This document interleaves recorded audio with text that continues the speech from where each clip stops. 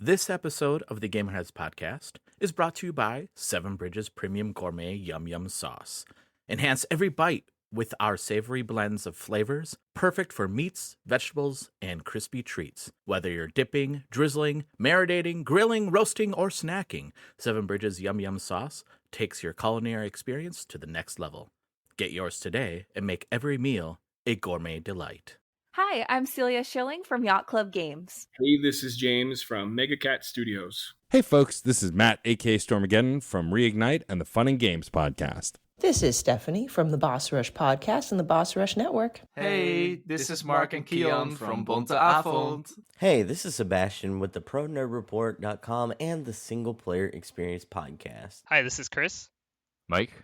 And Garrett from Daylight Basement Studio. Hey, this is Baron J67 from Level 1 Gaming. Hi, I'm Jacob McCourt from the Left Behind Game Club, Crossplay Conversations, and Video Game Trivia.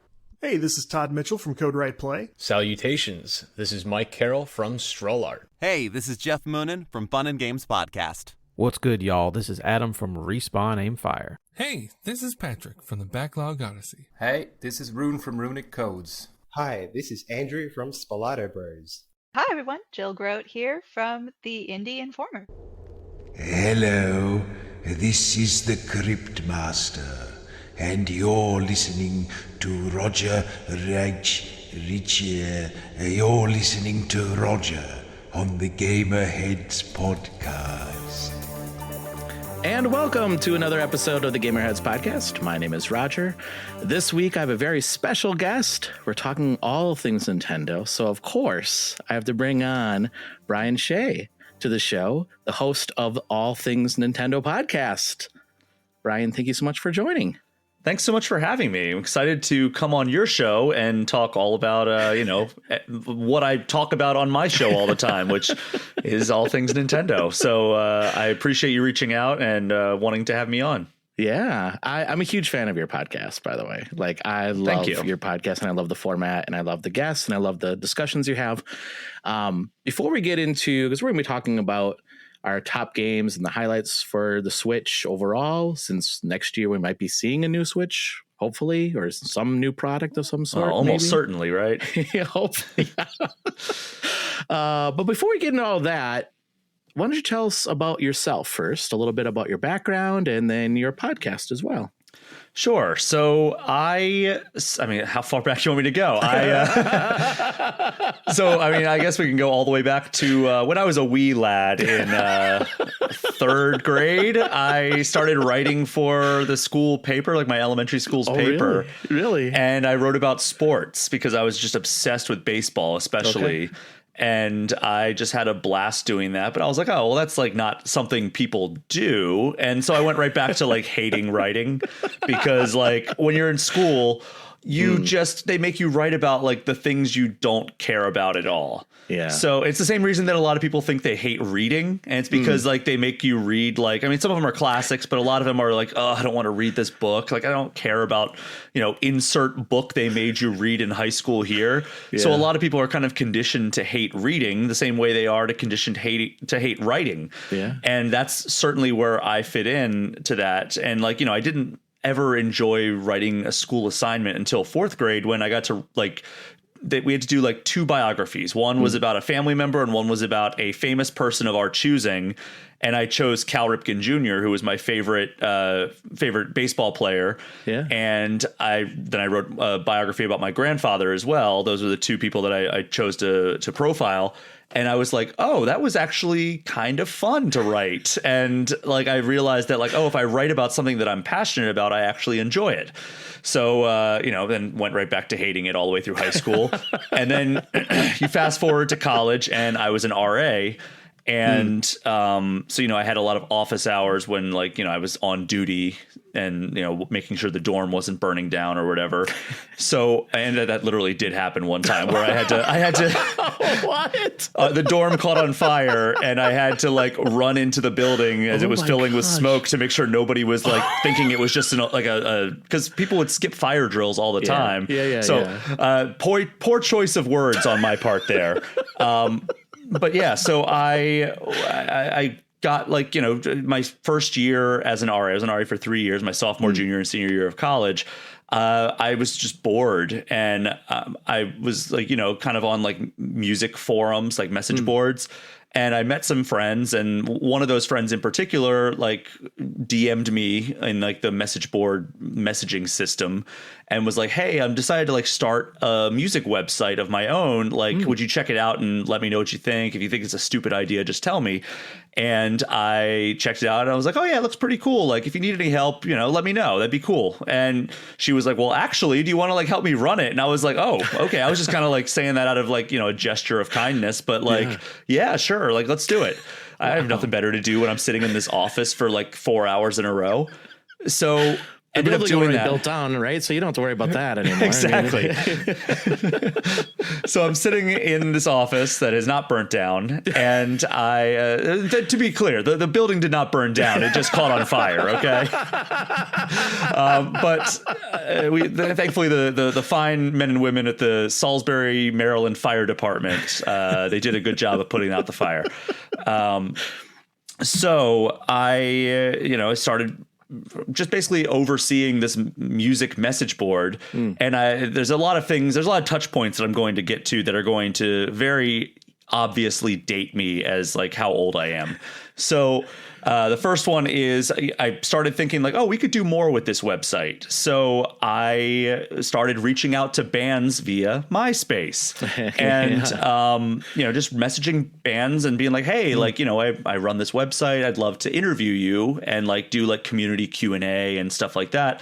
You can come on the website. We could have like members of our community submit questions, or I could just straight up interview you. And like a lot of the times they would allow me just to straight up interview them. So I got like some fairly big name bands, like, started off like local bands and then like worked my way up, like worked my confidence up to like, internationally touring bands. And so I had a good time doing that. And around that time, I also got an internship at the local newspaper as one of a few different internships that I had in college. And I was just kind of writing for the entertainment section. Again, similar type of deal. Like bands would be coming to, my town or the beach town that was right next to it. And I, interview them for a story being like, oh, Saliva is coming to town. So here's an interview with like the singer of the band and like talking about like his tour and everything. Yeah. So got to doing that. And I interviewed like a Johnny Cash impersonator. And like it was a fun internship. And it's funny because the editor that oversaw me, the last piece of advice that she gave me was, get out of print. No matter what you're doing, get out of print because it's dying. Really? And this was years ago. This was 2009. Okay. Or 2008 maybe. It was my senior year of college. Yeah. So, kind of around that time, I was also starting to get into, I've been a gamer my entire life, but I was really starting to get into Guitar Hero and Rock Band. And so that was like really aiding in my like musical discovery and everything, which, I discovered so many amazing artists and songs through the Guitar Hero and Rock Band franchises. But so the second touch point was I went to Circuit City because it was going out of business.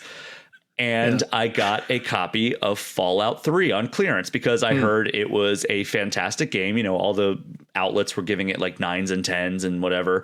So I got like a collector's edition for like $35. Wow. And I was like, well, let me play this. And I played it and I was, doing these interviews with the bands and everything. And I was like, I kind of like this game a lot to the point that I want to write about it. So I wrote a game review about it and like why I liked it so much. And I was like, hey, I've really enjoyed that. I'm going to do more of that. So at the time, I was so into Guitar Hero and Rock Band that I was playing competitively. And really? So I was like, going to tournaments in the local area that my college was in the Eastern Shore of Maryland. And I never came in anything other than first. Like I think I won like 5 or 6 tournaments. Wow. So I was like really good at Guitar Hero back in the day. Yeah. And in fact, to really, really date everything, there was this is a fun little story here. So my partner at the time, she was a big country music fan, and she wanted to go to this show that was happening on campus.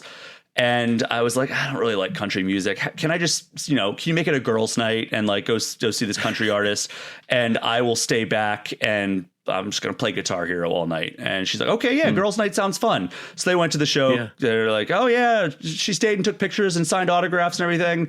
And then I was like, okay, I'm glad you had fun. And then you fast forward a few years and it's the biggest pop star on the planet named Taylor Swift.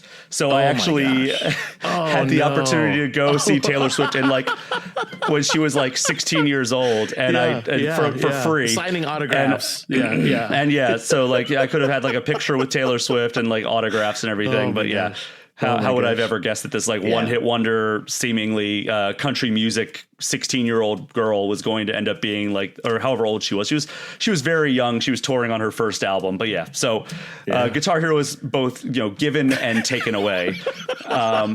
So you fast forward, I'm doing Guitar Hero Rock Band obsessively, and there is a website at the time called Examiner. And it was kind of a content farm where they would just bring on like thousands of writers, and their whole shtick was like, oh, you can write about your local market, right? Like there would be a person like after I graduated college, shortly after that, I moved to Pittsburgh and I had, become the Pittsburgh Concerts Examiner. So I would write about the concerts that were coming. It was very similar to what I was doing at the newspaper when I was in college. And so I wrote about the concerts that were coming to Pittsburgh. Sometimes I got to go to the concerts and write reviews about them. So I got backstage passes to Megadeth, which was really cool. Gosh, got to meet Dave Mustaine, and I have like an autograph of like one of their albums. Just happened to see them, so that was really cool. That's and cool. They were looking for expansion in their national publication at the time and into the world of music video games. So I was like, hey, here's my credentials with like Guitar Hero and Rock Band. And like I wrote about them all throughout whatever as I was playing them. And they're like, okay, you're hired. So it was just like, it was 100% like a freelance thing. It wasn't anything like full time. I was working a full time job at the time that I absolutely was not about. And so I started writing about that. And then I took on I became like a staffer at like a small volunteer blog about like just video games in general. And then in 2010, I founded my own website alongside a friend who had also worked at Examiner, and we had met through that and ran that. It was called videogamewriters.com. And helped run that and, hosted the podcast. That was my first time doing like any kind of podcast hosting and, did that, started writing freelance for, websites and magazines like Official Xbox Magazine. I wrote a few articles for Joystick, a couple for Kotaku. I think I wrote 2 for IGN. And biography I wrote one about for the biography website. And then on my fourth attempt, I got hired at Game Informer. I got rejected 3 times prior without even getting an interview. And then on the 4th attempt, I got a couple of interviews, and lo and behold, they hired me, and I could not quit my job that I was working. I was living in Austin, Texas at the time. And I could not quit that job fast enough. And, they're like, hey, you're going to have to relocate to Minneapolis. I'm like, done and done. I will do whatever it takes. I've been, doing this basically for free or, pennies on the dollar for like what I should be getting paid for the better part of 6 years. So I was ready to do that. So, started at Game Informer as an associate editor, which was the entry-level position. About a year and a half in, I got promoted to digital editor, overseeing the digital magazine. And then I think it was 2020, got promoted to senior editor. And then 2021 or 2022 became online content director. And I've been doing that ever since. And then in 2020, or I was doing that ever since until Game Informer was shut down earlier this year, unfortunately. In 2021, I started the All Things Nintendo podcast, and as you can tell, I like to talk. So I started a podcast. It actually started out as a column, like a written column. I was going to do it that way. And our editor in chief at the time, Andrew Reiner, was like, "Well, why don't you do it as a podcast instead of a written column?" And the original plan was every 2 weeks I would write just like kind of like a Nintendo report, basically, or like write about like a Nintendo topic. And when it shifted to become a podcast, I was like, well, it has to be weekly then. Like I don't want to do like bi-weekly or monthly or whatever the column was going to be. So I started that and kind of experimented with the formula a little bit, eventually settled on, what I do now, which is like typically news first segment, like a main segment of some sort, and then the third segment is typically, you know, a top 5 list followed by like kind of a lesser known eShop gem that people can shout out. The guests will usually shout out. And yeah, a lot of it was actually kind of discovered on the fly.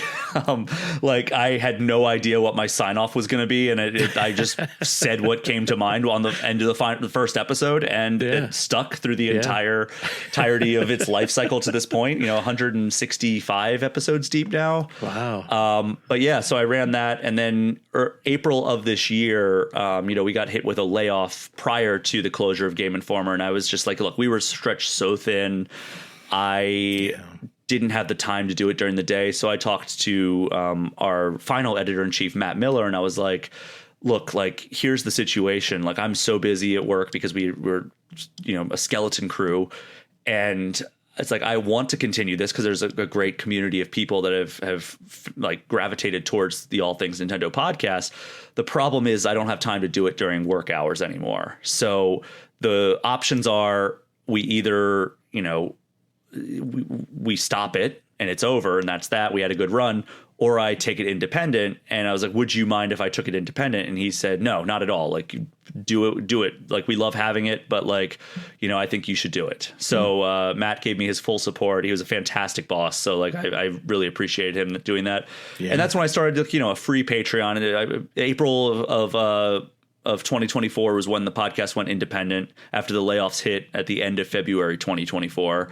And then, you know, I've just been kind of building it on the side. And then when Game Informer closed in August of 2024, 4 months after, I was like, man, that was a stroke of luck that I took it independent, because I just would have completely lost access to it if I didn't. So, you know, and then when Game Informer closed, I did build out the podcast quite a bit. You know, started getting new guests on, started, you know, making sure that it was, you know, be able to be monetized through things like Patreon. And then that led to the creation of an entire second podcast that is on Patreon as well, called All Things Gamers, which is just the industry-wide podcast. And yeah, I mean, I guess that's my life story, starting with third grade all the way up till now. Well, that's awesome. The thing that I love about your story is the fact, and I've heard you talk about this before, is the fact that you know, started writing independently on your own, right? And started writing for, you know, like a website and build something from your passion. And, you know, a lot of people like wonder how you get into this industry, right? And I've told people the same thing. I'm like, just start writing, right? Yeah. Just start writing and just create a podcast, do something that you enjoy doing. And if it's just a hobby, it's a hobby, but like you can eventually start building that and making it into something your own. And that's what I love about your story. It's like, you know, it broke my heart when Game Informer closed. I mean, obviously probably your heart warmed, but I mean, it broke my heart because I was a huge fan, and I've been a fan since I was a kid. And I know a lot of people that work there too. So like, it was an awful situation. I mean, it was kind of that added layer of like sadness of like, you know, I lost my job, a job that I'd worked very hard to get. And I was lucky enough to hold for 9 years, 8 months. I was really excited for my 10-year anniversary. Yeah. And, then also like, you know, a lot of these people that I loved working with, I was no longer working with them. And then on top of all that, also my favorite magazine of all time was No More. So it was like a triple whammy. Yeah. That's, you know, but you, like you said, you were really lucky that you were able to take All Things Nintendo independent, because a lot of places would have been like, nope, that's our stuff and we get to keep that. So you know, you're very lucky that, first of all, the people there were kind enough to be like, yeah, take this independently. But the fact that you were able to do that at the right time too, like, was really, really in your favor. So yeah, serendipitous that like the breaking point was like one layoff earlier than the everybody's fired layoff. Yeah. Unbelievable. Well, I'm glad you're on the show. I'm glad, and folks, I mean, we'll talk more about this later, but go check out the podcast too. Go support Brian, because it's a fantastic podcast, and support his Patreon. And we'll put links in the show notes for that, so that way you can support him and the show too. So thank you. Yeah. So I wanted to have you on because I wanted to talk about Nintendo and in full disclosure, like my other hosts that do the podcasts, they're not a big fan. I mean, they're okay with Nintendo, but they're not like big fans of Nintendo like I am, right? So, and I thought, well, who better to have somebody on than Brian to talk about the best games of this year, and then talk about the overall Switch. So let's start with our top 3 games from this year. I thought we'd just go back and forth and talk about our top 3 games. Brian, I'll let you go first. What's your first game on your list for your top 3 games from this past year? Do you want me to count down or count up? Like start with number 3? Yeah, let's start with number 3. Okay. This was a tough one because there were 2 games in contention for this final slot. Like 1 and 2 were pretty locked in. But I'm going to do Sonic X Shadow Generations. Okay. And, I think that having Sonic Generations remastered is awesome. But Shadow Generations, the second campaign that they added for this release, is really an awesome, like maybe the best 3D Sonic game yet. Like, and it's not even starring Sonic, which is funny. Yeah. But yeah, like they just really figured out like how to make these levels feel good, how to like the physics feel great. The powers are really fun because Shadow has like these different Doom powers, they're called, where he can like, pause time, or he can, turn like surf on the water, or he can even grow wings and fly.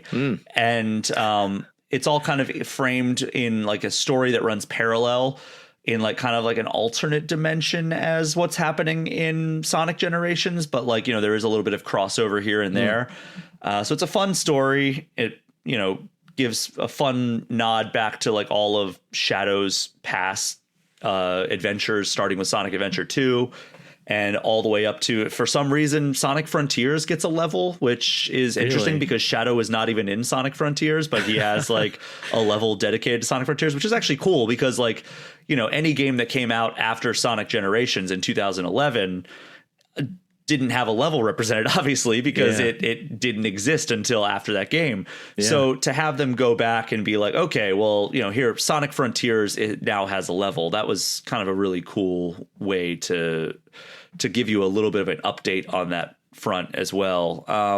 But yeah, it was really well designed, just excellent 3D Sonic game, linear 3D Sonic game. It's not like Sonic Frontiers where it's open, except there is the hub. Instead of being like a side-scrolling hub world like Sonic Generations, Shadow Generations adds like an open zone Sonic Frontiers style exploration area.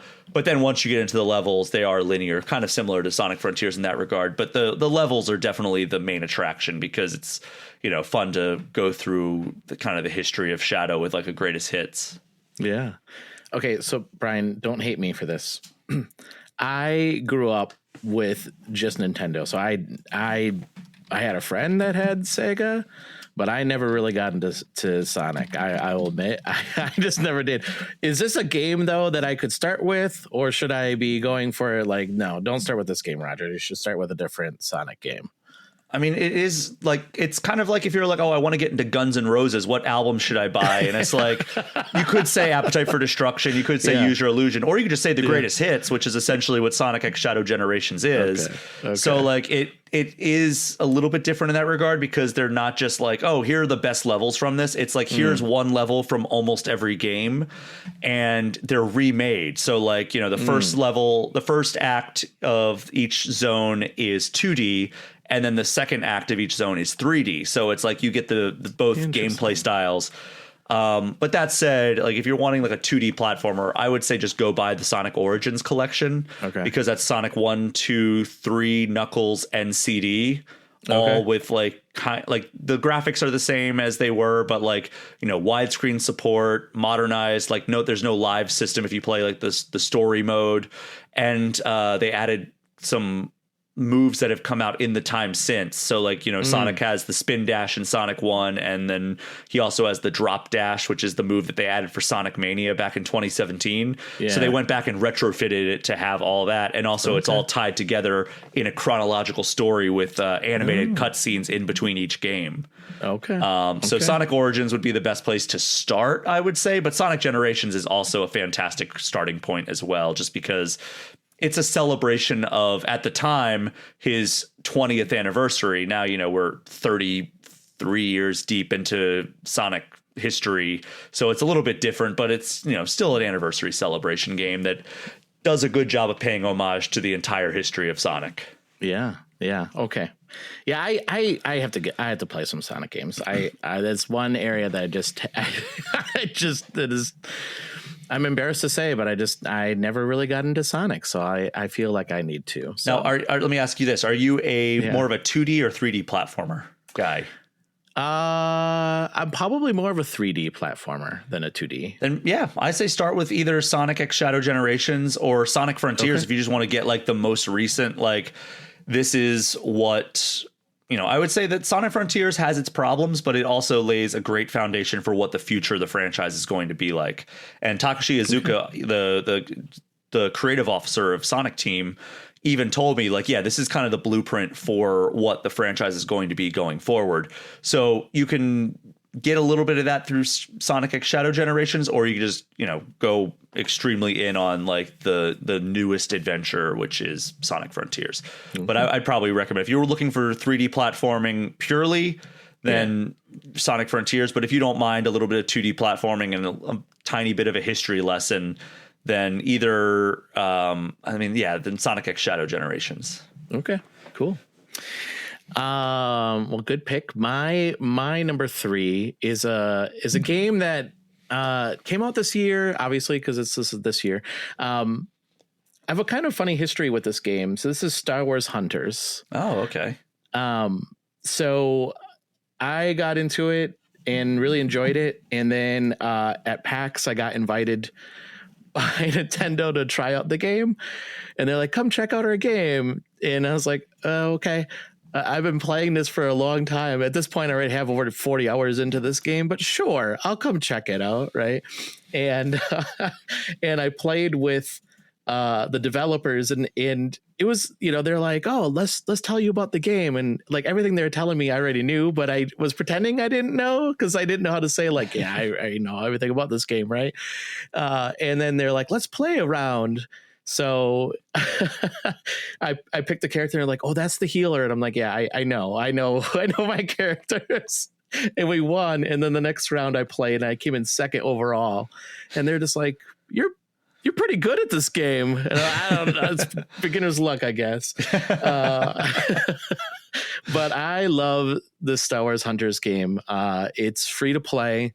I have over 80 hours into this game now, which is pretty ridiculous because the matches are like 3 minutes long. Yeah, it's pretty insane. I play this probably every day just to do my dailies. And the crazy thing is, I'm not a competitive player. Like, you put me down in front of like Overwatch, I'm just like, or Fortnite, I'm like, I'm not that good. But this one, like, I get like competitive. So have you played Star Wars Hunters at all? I have not. So it's just it's like a PvP hero shooter kind of, right? Yeah. It's like Overwatch with Star Wars characters, but not the one thing I appreciate. It's not like the Skywalker characters, right? It's just new characters that they created, kind of different archetypes. Yeah, exactly. And it takes place after the fall of the Empire, like right after Return of the Jedi. Mm-hmm. So it's kind of a cool time too, and they have, callbacks to some of the movies and stuff like that, but all new characters, and it's supposed to be like this TV show that people watch, and they have announcers and stuff like that. So it's a fun little run. And I will say it runs better on mobile than Switch, to be honest. But yeah, it's a lot of that. It is, yeah. And there's coming to PC now too, so that's pretty cool. So, but that's my number 3 pick, is Star Wars Hunters. Awesome. Yeah, I have not heard much about that game. I've seen some videos of it on YouTube and everything, so I have like a very baseline familiarity of it.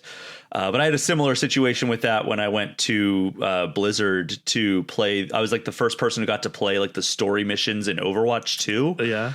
And the the PR guy who invited me to this opportunity was like, "Oh yeah, like I know you like Overwatch. I know you're like well familiar, like you're well versed in it."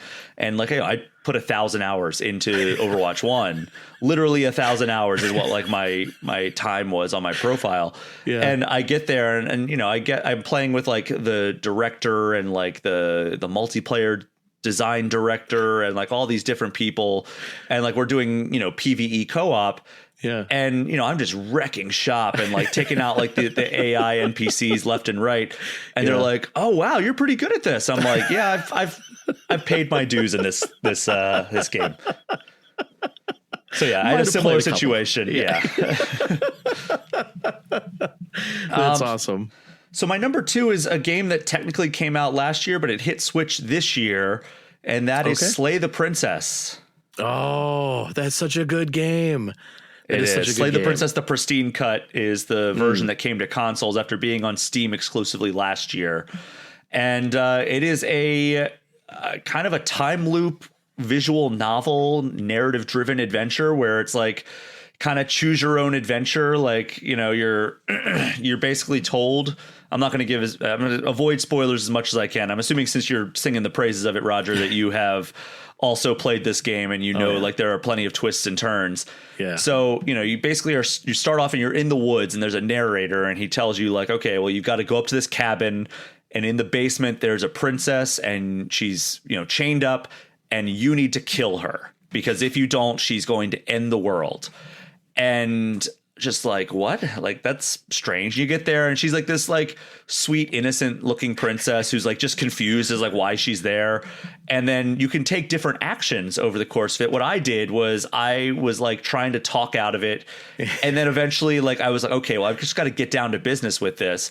So like I drew the knife and like tried to kill her. Yeah. And she like defended herself and ended up like I stabbed her, but she also stabbed me. So like we're laying on the ground, dying next to each other.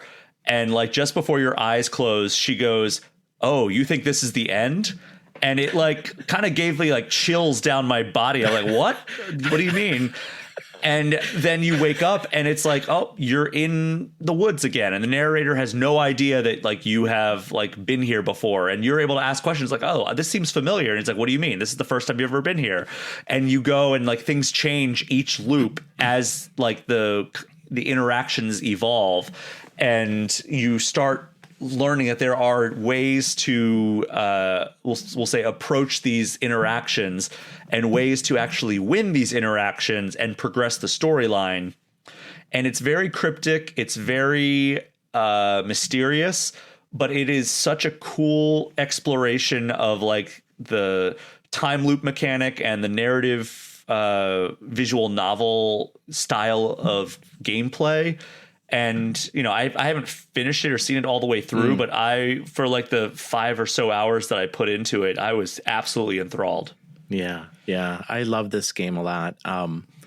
This isn't a spoiler because they say it's a love story.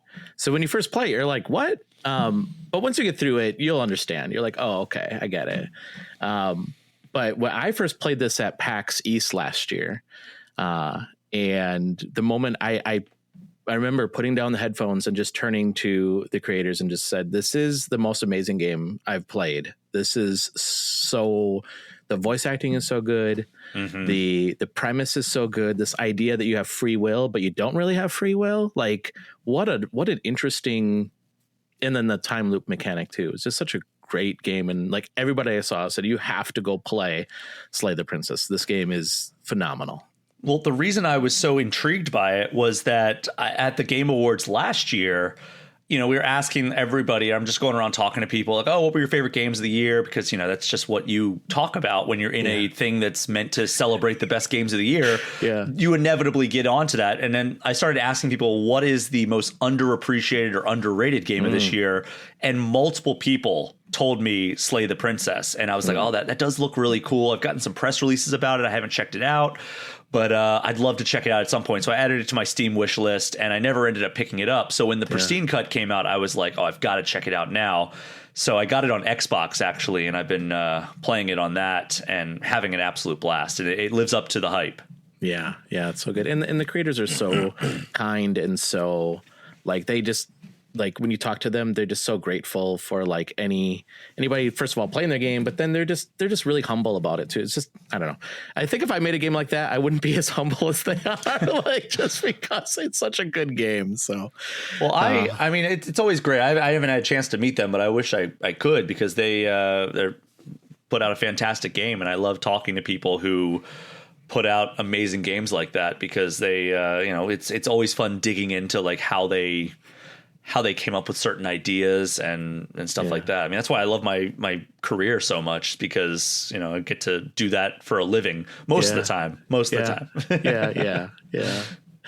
That's a really good pick. My number 2 is a game that just came out not too long ago. It was a game that came out at a perfect time. I was actually laid up after surgery, and Legend of Zelda Echo of Wisdom came out, and I was like, this is perfect. I can lay in my bed and play this game while I recuperate. I absolutely love this game so much. I think that the puzzle mechanics and how you can solve different things, like it wasn't quite obviously to the Tears of the Kingdom, but it feels like it certainly leaned into like, hey, if you can do weird things in Tears of the Kingdom, why can't you do that in Echo of Wisdom too? Mm-hmm. And it was great to be able to play as a Zelda, like finally. Well, I guess there's been other games, but it's the first mainline one. Yeah. What a fun game, and just a beautiful, and I love the aesthetic, same with the remake Link's Awakening. So I love that aesthetic. I wish that there was more of a tie-in to that game. That would have been really cool, but I really like this game a lot. Absolutely. It's a great pick. It's actually not in my top 3. That is not going to be my number 1, in case you were thinking it might be. Which I would say most years, if there's a Zelda game, it would be my number 1. I like Echoes of Wisdom. It just kind of, I kind of just fell off of it, and it's unfortunate. And also, this was a sneakily good year for the Switch, and just the year in general. But that's a great pick. Thanks. So, what's your number 1?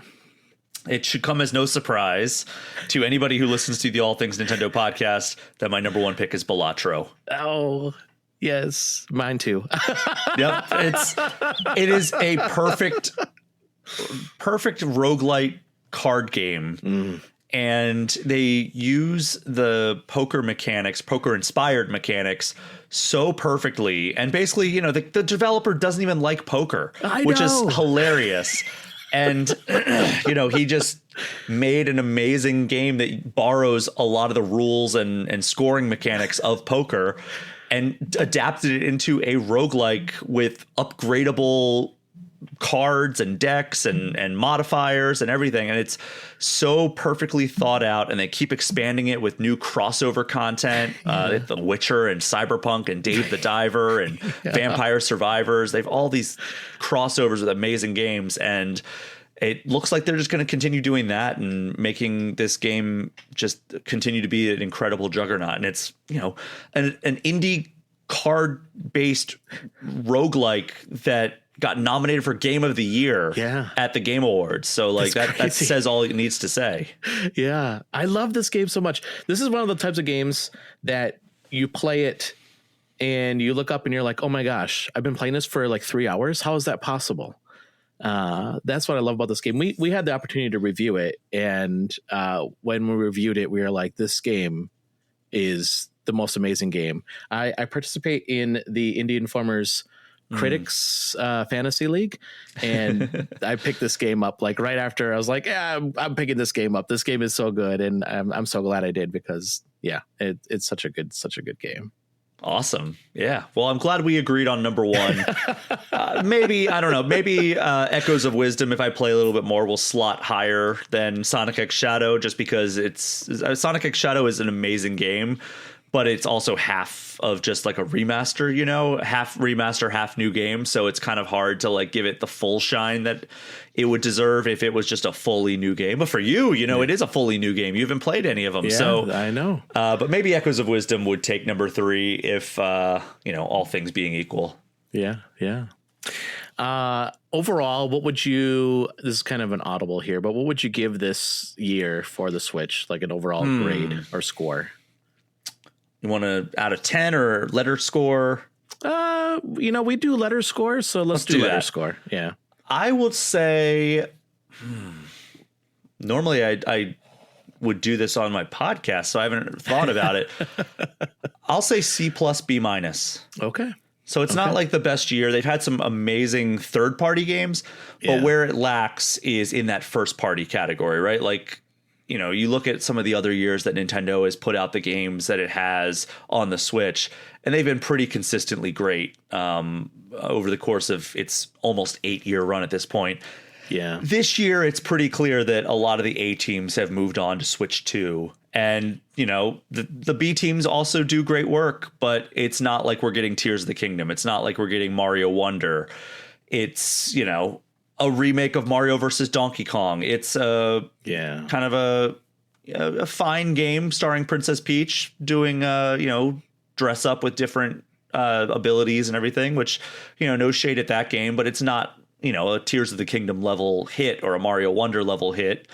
Yeah. And then, there's no Pokemon game this year. There's, Mario and Luigi Brothership was kind of divisive, but it also, it was signaling the return of that. But we got Paper Mario 1000-Year Door, which is great, but it's, a remaster.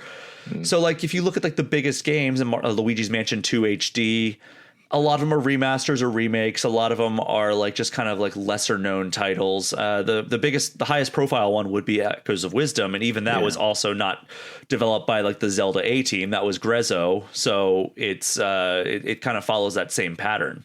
Yeah. So, I mean, that is really where it's lacking, which has not traditionally been the case for Switch. Nintendo has been the best developer for Switch and just not this year. Right. Yeah.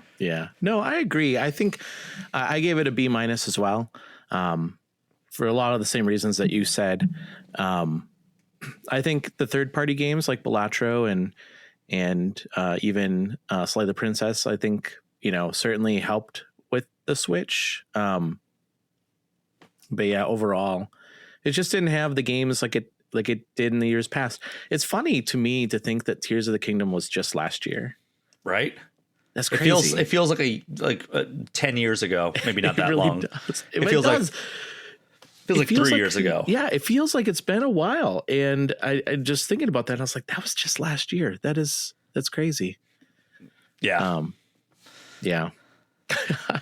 Well, that leads us to our next topic that I want to talk about, and that is looking back at Switch and the all-time hits, I guess, are our favorite games on the Switch. Knowing that next year is probably going to be a new system, I want to take a moment to give kudos to the Switch, because I will say, Brian, when this podcast started right before the Switch was released, so yeah, and at the time it was a different crew, but we all three of us were like, what is this thing? Like, they had people playing basketball on a rooftop and then sat down and played basketball on their Switch, and we were like, what is this? This looks weird. This is never gonna last. What are they thinking? And then 8 years later, I'm like, this is a really amazing system. Well, that's what Nintendo does so well, right? It's like, you're like, what is this? And like, I remember thinking about the Wii. I was like, oh, come on, motion controls. And now I've kind of come full circle and I'm like, motion controls. But like, there was like a 3-year period where I'm like, this is incredible. And unfortunately, that period, that kind of honeymoon era ended before Skyward Sword came out, and I've never finished Skyward, so I've never made good progress in Skyward Sword. Yeah, well, but there's another game you could play on a Switch if you wanted to. That is. Although my son really loves that game on the Wii, by the way. He just thinks that's such a fantastic game. And I was like, yeah, okay, that's cool. I mean, you're 9. That's awesome. I'm glad that you enjoy that. So we'll go round robin again on this list here. I'll start with you again. I guess we'll work our way up from the bottom up. So what is your first game that you have? So my number 5, let me do an honorable mention. Because I did not play this game on Switch, but I'm happy that it's on Switch and my hoodie gives it away. It's Persona 5 Royal.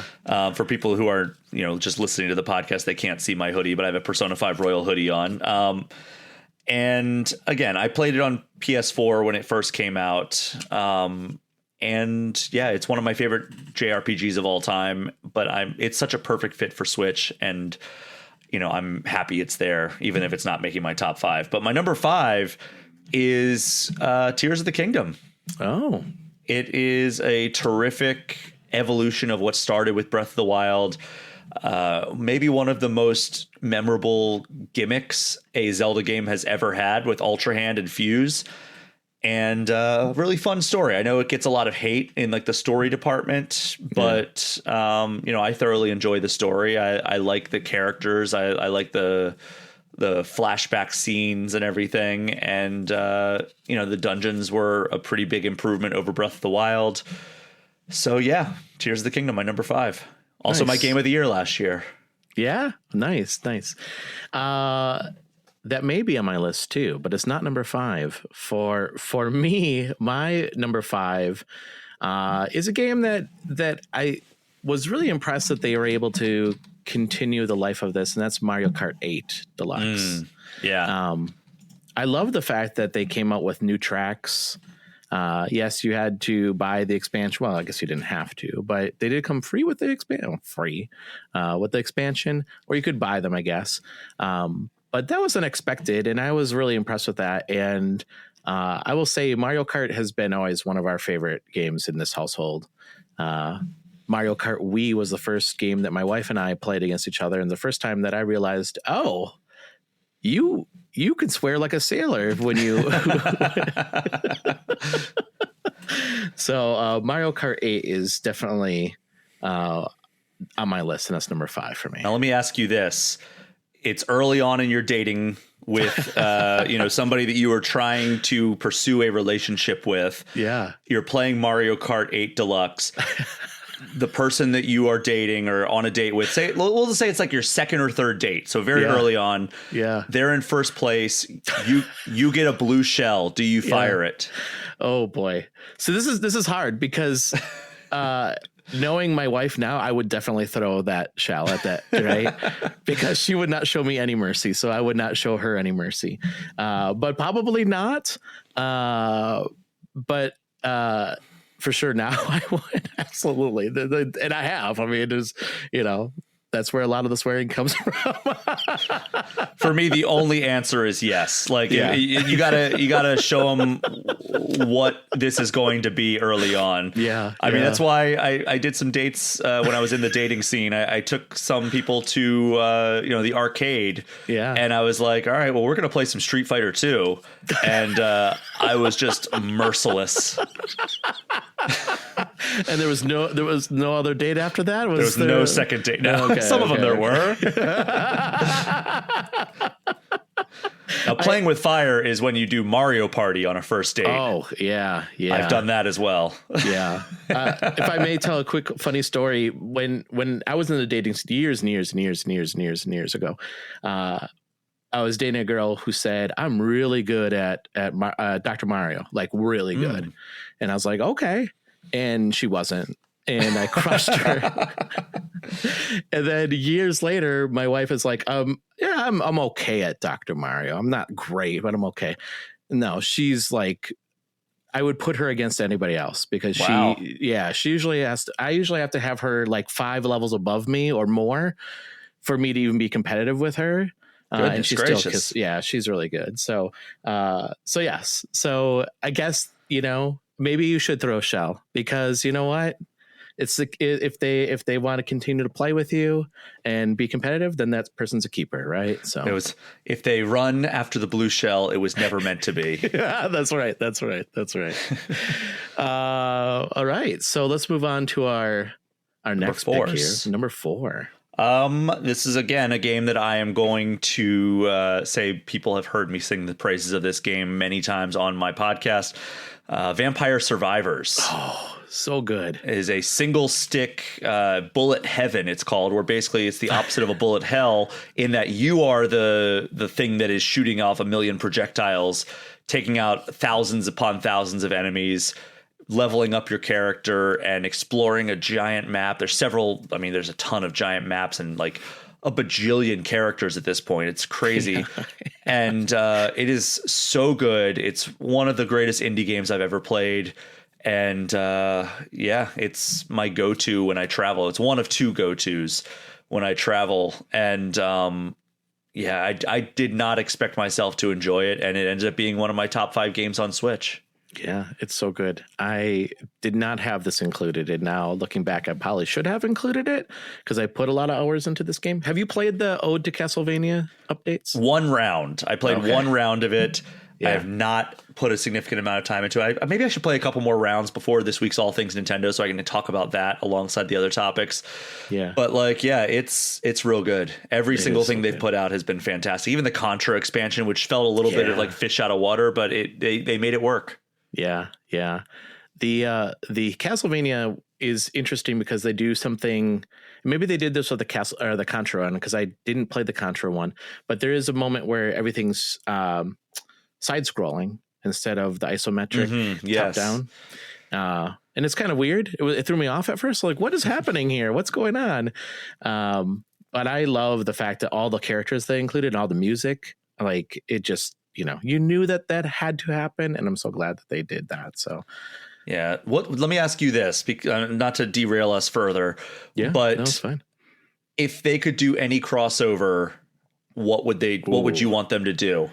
Because imagine they do a stage based on the game, they do music from the game, like in their own style, and they add a bunch of characters from that game. Or even a franchise. If you want to do a franchise, go for that. What would you pick? Oh man, that's a good question. It would be really cool to see like a Legend of Zelda level. That would be incredible. That'd be awesome. That would be awesome. They would have to, keep it only on Switch, unfortunately, which I don't mind because I play on Switch primarily. I've been thinking Final Fantasy would be just phenomenal. Yeah. That'd be really cool. Also, I don't know if you have ever played Power Wash Simulator. I haven't. I should, but I haven't. But they've done they did like a Final Fantasy VII crossover with that. They just did a Shrek crossover where you can clean a swamp. They've done a few other like gaming related collaborations. Yeah. But I would love a Nintendo collaboration. Like you have to clean like a Mario Kart or an R-Wing or something. Yeah. Or like clean like the outside of like Hyrule Castle. Yeah. Like that would be such a cool expansion for that game. But I digress. That's not on my top 5 games. As much as I like Power Wash Simulator in like the right situation, like it's not there. Yeah. Yeah. That's a really good pick. I probably should have picked that game. But my next game is probably on your list too, because I've heard you talk about this game before. And that's Mario Odyssey. Yes. I love this game so much. And again, when this game was announced, I was like, what is this? You're taking this hat, you're throwing it on different characters. This is weird. This isn't Mario. And then I played it and it's like, oh, this is fantastic. I love this game so much. It just, I loved the Galaxy games on the Wii and just, kind of harkens back to those in some aspects. I just loved the exploration and I really loved New Donk City. I loved what they did with that and I loved the music and I loved seeing Pauline in the game. It was just great. It was just a good game. Yeah, it's my favorite 3D Mario game now, which I did not expect to happen, just given how much I love Mario 64 and how impactful it was on me. So, it is on my list, not at number 4, though. Okay. All right. What's your next game? Number 3, we don't have to talk too much about it because we already have Balatro. Yeah. Like I say on my podcast all the time, Balatro and Vampire Survivors are like cheat codes on flights because like you'll look down thinking you're going to play for like 10 or 15 minutes and then you look up and it's been 2 hours and like you're halfway through your flight to Los Angeles and you're like, oh, okay, cool. So we've already talked about it. It's phenomenal. Everybody should play Balatro. Yeah. That happened to me on the way to PAX this past year. I had other games I was going to review, and I was like, well, I'll just play one quick game of Balatro. It's never one quick game. Nope. The plane landed, and I was like, okay, I guess I'm not playing that game that I was planning on playing. That's how they get you. My next game here is a game that I think a lot of people got a lot of people through the pandemic. And that's Animal Crossing. Yeah. I put so many hours into this game, and this is the game that I convinced my wife that she needed a Switch so that way she could play it too, because she played Animal Crossing on the Wii, and she is a collector, so she likes collecting everything in games. So she has notebooks upon notebooks of like when to collect certain things, what, at what point, at what time, and blah, blah, blah.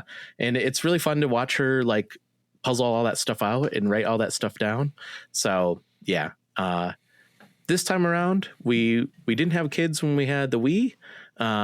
We do have kids now, and they wanted to have their own residency. And she got my son, and I got my oldest daughter on my island. And I got the better of the two because my island looks a lot cleaner than my wife's.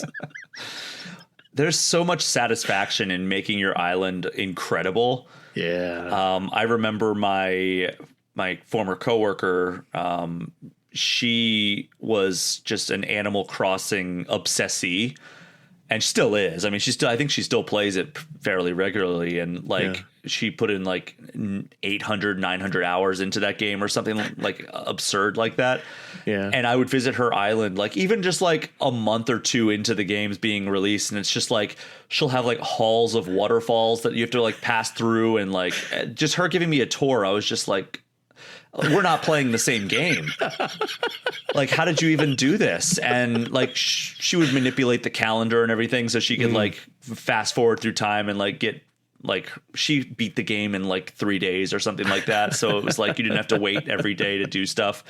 Yeah. So yeah, she really showed me the potential of the game. And I played the normal way of just letting the clock go naturally and like, the natural passage of time.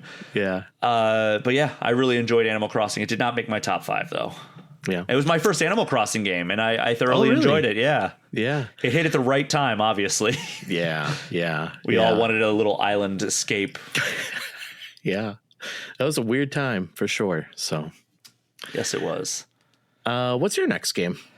I think that when I say this game, you'll know what my number 1 is. Okay. It's Super Mario Odyssey. That is my number 2. Okay. Like I said, it's the creativity at play with this game is really second to none. Like there's only a few games in recent history that I would say reach the level of creativity. And it's, fittingly enough, it's probably a game from this year, Astrobot, and maybe Mario Wonder did a good job of like kind of flexing the Mario team's creative muscles. Yeah. And Super Mario Odyssey, just terrific use of music, as you would indicate, has an incredible soundtrack. It really does a great job of continuing on like kind of like some connective tissue with Mario Galaxy, but also some connective tissue with Mario 64. Yeah. And honestly, the biggest letdown for this game is that we never got like true meaningful DLC. I know. And that's why my theory is that Mario Odyssey 2 is going to be a Switch launch title, because I think they probably started working on DLC for it. Because think about the way the kingdoms are structured in that. It was tailor-made for them to add more to that. Like just like add more to the map that you could go to. And it's like, okay, well, here's a whole new kingdom with more moons to collect and maybe a new boss or something like that after like 3 kingdoms. If they could have done that, that would have been like guaranteed fire, right? Like that would have been like guaranteed success for them. But I think that what they did was similar to Tears of the Kingdom, where they basically just started messing around with it. And they're like, oh, we could build an entire new game out of this. I think that's what happened with Mario Odyssey, and that's why we never got DLC for it, aside from like the Luigi's balloon hide and seek or whatever it is, and then like there was some other thing that they put out. But Mario Odyssey is just a phenomenal game, and I've been wanting to replay it for a long time, and it's so many great moments scattered throughout that game, and the final sequence is one of the most memorable Mario sequences that's ever existed. Yeah. Yeah. Yeah, that makes sense that they're holding back. I mean, they have to, whenever they release this new Switch, right? There has to be a 3D Mario on it. There just has to be. You have to think about it. It came out in 2017. Mario Odyssey did. We have not got, I mean, unless you count Bowser's Fury, which is a new Mario game technically, but it's a side game that's not as large as a full 3D Mario game. Yeah. I think that what we're going to get is some sort of hybrid of Mario Odyssey and Bowser's Fury. I think Bowser's Fury was the Mario team testing out an open world format for the Mario franchise, and I think they passed with flying colors. Yeah, and I would not be surprised if the next 3D Mario game that almost certainly is going to be a launch title for Switch 2 does not borrow heavily from both of those games and combine them in some way. Because you have to imagine, like, you know, from the time that because we got Breath of the Wild and Mario Odyssey the same year. Yeah, crazy. And then we got an entire second 3D Zelda game in the time since. Yeah. And we haven't gotten another 3D Mario game in that time. You would think that, like, they have a 3D Mario game kind of in the hopper and they're just waiting for the right moment to fire it. Yeah, I agree. Yeah. I mean, it was cool that we got Wonder, but yeah, and I loved Wonder. I did too. That's it reminded me very much of the first Mario game. So, I think Mario Wonder, even though it didn't make my top 5 list, I think it's the best 2D Mario game since Super Mario World. Agreed. My number 2 is a game that I didn't think I was going to like all that much. But then I looked and I was like, oh my gosh, I can't believe how many hours I have. Hundreds of hours into this game, and that's Splatoon 3. Yeah. I love that game so much. Splatoon's awesome. I listened to you talk about it and how you said like pro players use the controller, right? Like I can't play that way. Yeah, the motions. I can't play that way. I tried. I've tried too. I'm terrible. And everybody says it takes like who was I talking to? I think it was probably on my podcast. I don't know who it was, but they were like, "Oh yeah, it takes about 10 hours to fully adjust." I'm like, I don't have 10 hours to adjust and like be terrible at a game. Yeah, exactly. Like I'm going to play for like 30 minutes, be like, this sucks. I'm going back to the way I played Splatoon 1, 2, and 3, which is just traditional like 2-stick shooting controls. Yes. But I love Splatoon. I listened to that episode and I was like, okay, I'm going to try it. And then I was like, nope, I'm just going back to it's hard. It's really hard. But it was fun is that my son really got into this, and so did my oldest daughter too. My youngest daughter, she was 3 at the time when we started playing this. She just likes to paint the ground, so that was just fun for her. Well, hey, that's the main goal in the multiplayer. That's true. But my son got really good, and it was really fun. And where my kids go to school, they didn't have enough people, which was unfortunate. But they were going to start their an esports league of Splatoon. Yeah, that's awesome. Yeah, they just didn't work out. Yeah, because they have Rocket League, and then they have Smash Brothers, and then they were going to do Splatoon, and that was the game that my daughter was like, okay, I will play that. I will join the esports, and they just didn't have enough players. We didn't have any of that when I was in school. What? I know, me either. I would have loved to have been in like the GoldenEye esports. That would have been incredible. Yeah, it's crazy. The Star Fox 64 multiplayer esports, like I'm all in on that. I would dominate that. I would have still been bad. So, but yeah, that's my number 2. So, all right, here it is, number 1. It should be pretty obvious at this point. I already mentioned the game a little bit. It is The Legend of Zelda: Breath of the Wild. Day 1 Switch release. As I've said on my podcast many times, it gave me that sense of wonder that I never thought I was going to feel again after Ocarina of Time. Ocarina of Time was my favorite game of all time for about 20 years. And I thought that by the time that, that 2017 had rolled around, I had been completely desensitized by open world and, that kind of gaming format. But Breath of the Wild somehow showed me something different and had such a profound impact on me and gave me the feeling that I had as a middle school kid playing Ocarina of Time. and just the feeling that like anything is possible, you can do whatever you want, and like this world feels endless, which you go back and look at Ocarina of Time now, you're like, oh my god, this world is so small, but at the time it felt huge. And like the story is so great in Ocarina of Time, and I love the story of Breath of the Wild as well. I want to continue reliving those moments through replaying the games, because that's how much I love Breath of the Wild. I kind of replay Breath of the Wild every 4 years, it's turning out, because I'm really starting to get the itch to replay it. And I replayed it in 2021, I think it was. So 4 years after its initial launch. And we're turning the corner to 2025 pretty soon here, and I'm really starting to feel the itch to replay it. So maybe if the Switch 2 does give like kind of like performance boost or anything like that, like it bumps up to like 60 frames per second or whatever, because they've already confirmed it's going to be backwards compatible. Maybe that'll be my excuse, because that's how I finished Ghost of Tsushima when I was playing on PS4, and then the PS5 came out and I got a PS5 and I finished it on PS5, and it bumped up to 60 frames per second. I was like, oh my god, this is like a different game now. So I really want that for Switch 2. I know we're going to talk about that a little bit later here, but maybe that'll be my excuse to do my third playthrough of Breath of the Wild. Nice. Yeah, I kind of figured that was going to be our number one game. Yeah, I mean, it's my favorite game of all time, I would imagine it's probably my favorite game on Switch. My number one game is Tears of the Kingdom. Okay.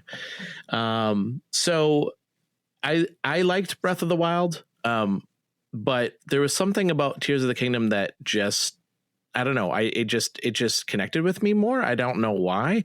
I think partly was the mechanics behind it, and the fact that you can basically break this game and it still works. And it was just crazy the amount of things that you could do.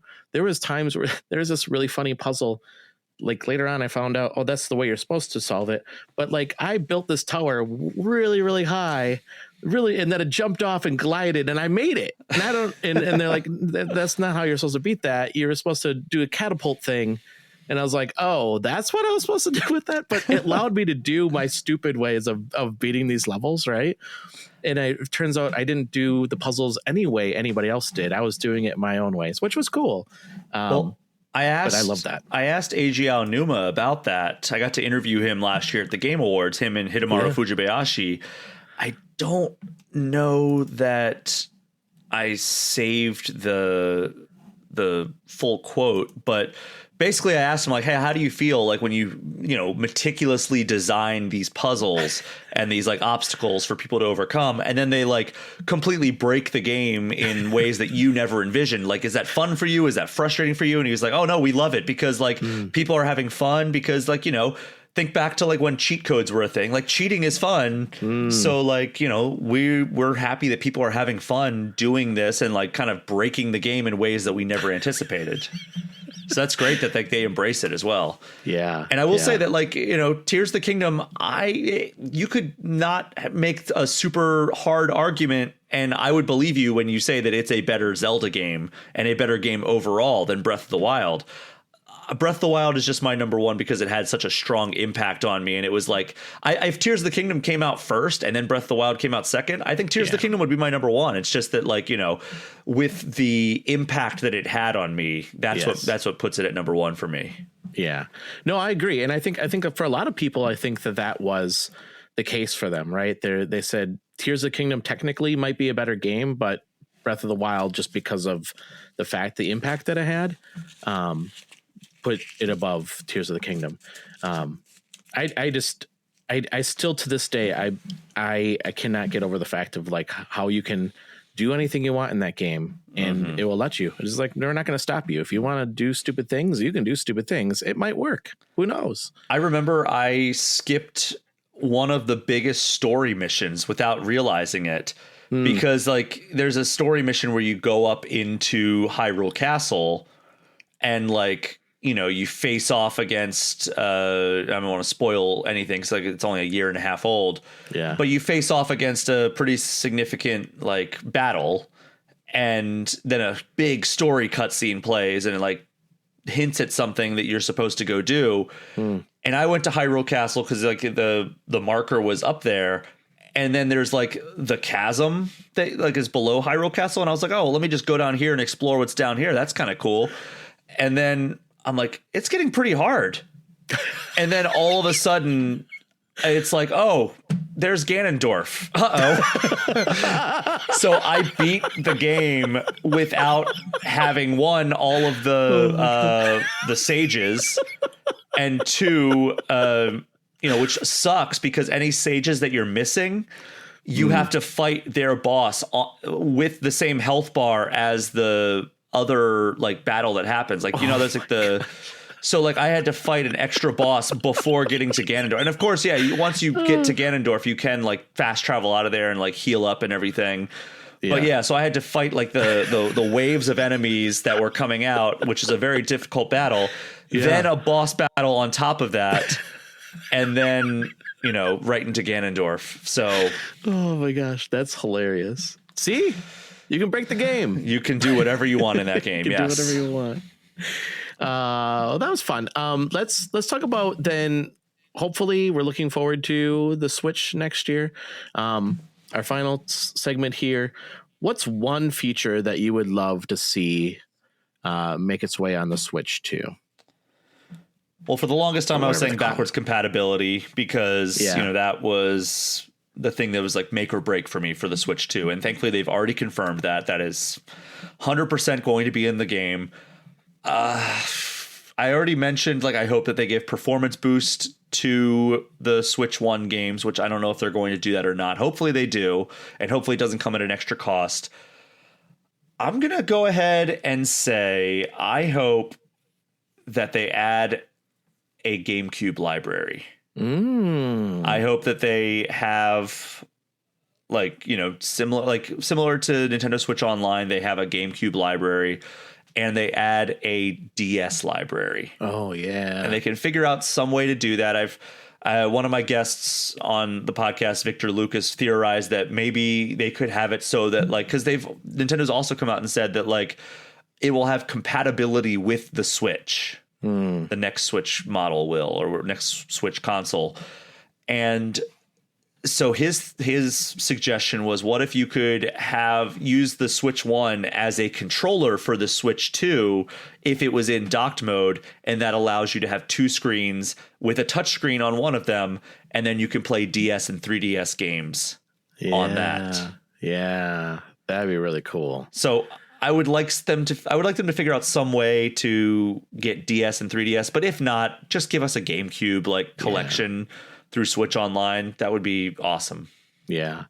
And I don't know if you have seen this, but we have a mom and pops. I don't want to say mom and pops. This is not really mom and pops because they have 5 or 6 stores, but a local retail store, a resale shop, and GameCube games are super expensive. I cannot believe oh, Double Dash, what? It's still really expensive. How is this so expensive? Because I always go because my Wii is the first gen, so I could always play GameCube games on it. Same. But I can't afford it, so... So yeah, I would love that too. For me, one of the things that I really liked about the 3DS was the Miiverse. I really liked. Oh yeah. I love that. I met some developers through that because they would have their games and then they would post little posts about their games and then I just started following them and started chatting, and that was right around when I started the podcast too. And then they would come on as guests, and it was just awesome. Cool. Yeah, it was cool. It was a cool. I loved the fact that it was organic communications and just oh, check out this game, and you can learn about games and stuff that way. Either that or do some kind of Street Pass type thing, because that was really cool too. I love Street Pass. Yeah, it was fun. It's hard because the Switch isn't nearly as portable as the 3DS. Yeah. I would just bring my 3DS everywhere with me because I would want Street Pass, especially if you go to somewhere like PAX. Yeah. You'd have to stop every 20 minutes to maximize your Street Pass. I that would make waiting in line or waiting for appointments that much better, because you would be able to just start clearing out your Street Passes and then 5 minutes later, you have a full like lobby. Yeah. They still have, I don't know if they did this last one, but they did have like Street Pass meetups at PAX where you could just go and like, do the Street Pass thing. I thought that was cool. That was neat. And then I feel like, am I wrong in thinking this? Like McDonald's and other restaurants had like, you can go there and like, they had some kind of hub or something like that. I'm sure they did. Yeah, that was cool. I know like GameStop had them for a while. Okay. Did you ever get any famous people on your Street Pass? No, I've heard a lot of people talk about famous people that they got in their Street Pass, and I never did. I got both Reggie and Shigeru Miyamoto. You did? Yeah. Oh, that's awesome. That is really cool. I think I got Reggie no, it wasn't. It wouldn't have been then. No, it would have been. I think it was the Wii U launch at Nintendo New York. I went to cover that, and that was the first time I ever met Reggie. And he was out there street passing with all the people out who were waiting in line outside at New York to buy the Wii U at midnight. And I just happened to get him when I was there covering it. That's cool. And I don't know when I got Miyamoto. It was probably at E3 one year or something. That's awesome. No, I never got anybody famous. I got, Steve and John and those random people. I have so many random people. But yes, bring back Street Pass. Yes. Even if it's just a phone app. Even if it's just a phone app that you can install and run in the background. I'd be fine with that. I can see them doing that. But then I don't know if phones are communicating in the same way and Nintendo doesn't have access to the proprietary technology. But yeah. So that was our Nintendo wrap up. Before we head out, Brian, why don't you tell people how they can find you? How can they follow you on social media and listen to your podcast? Sure. Yeah. You can find me on social media. I'm primarily on Blue Sky now. I'm still on Twitter for now, but it's only in a promotional capacity. I don't really check that. I send some DMs to people to like book them as guests if they're not over on Blue Sky or Threads yet. I'm also on Threads, but it's at Brian P. Shea. Shea is spelled S-H-E-A. So yeah, pretty easy to follow on Blue Sky and Instagram, I would say, are my two primary social media platforms. Then you can find all things Nintendo on any platform that you listen to podcasts. It's also on YouTube, which has a video version. I also pull out like highlight clips from that. And also there's a Patreon. It's patreon.com/Brian Shea Podcast, or you can just search all things Nintendo and you will find it there. And the $5 tier gets you early and ad-free episodes. It gets you access to the community Discord, and it gets you priority for Q&A.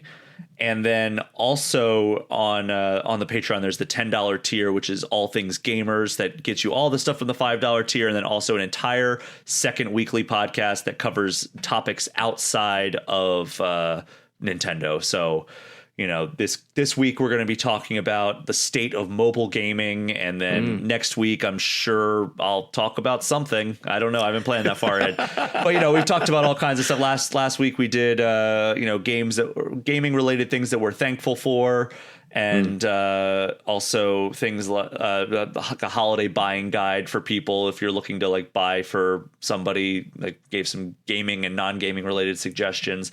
But yeah, like we've talked about other big releases, like when Star Wars Outlaws came out, we did an episode on that. I say we, but it's me and a guest, me and a rotating guest. It's kind of a one-man show, but then also I have a guest on nearly every episode. So yeah. Nice. Yeah, I've been listening to All Things Nintendo since you started, and I absolutely love the podcast. Thank you.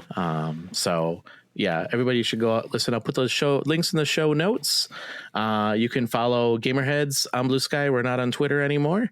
We moved all over to Blue Sky. So Gamerheads Podcast.com, because you can actually have your own domain as your handle, so that's pretty cool. And my handle on Blue Sky is Rogue Leader 1976, because that's just my game handle, so why not just use that? So perfect. Brian, thank you so much for joining me. It was really fun having you on the show and talking about Nintendo this year, and then the overall. I'd love to have you back in the future. It was really fun having you on the show. Yeah, thanks so much for having me. This was fun. Yeah. Listeners, thank you so much for giving us a listen. If you like what you hear, leave Brian a review and leave us a review as well. Until next week, everyone, stay safe and game on. Bye.